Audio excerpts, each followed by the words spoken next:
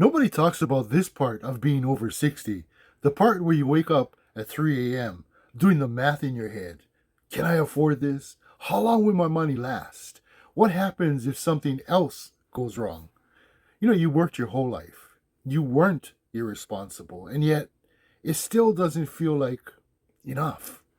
There comes a point when you realize your income has a ceiling. You get comfortable in that job, you stay loyal, you show up. But deep down, this is as high as it's going to get.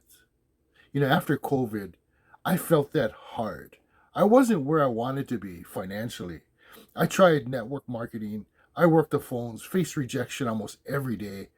I made money, but it felt like I was pushing a boulder uphill.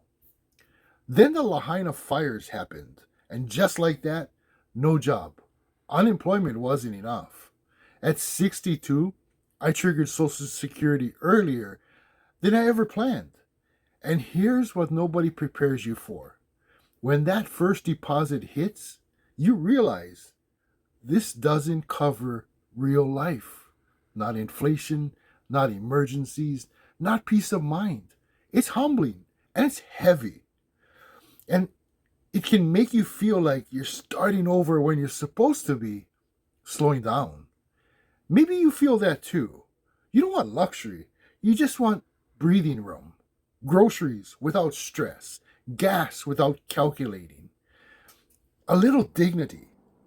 I finally decided I couldn't accept barely enough. So I started learning how to create income online. I didn't want chasing friends, not begging for yeses, but learning, earning, and adjusting. If you're over 50 and wondering if it's too late, it's not. If that's you and you want to change, comment ready and I'll forward you free access to look at what I'm doing. See, you deserve more than just getting by. Aloha.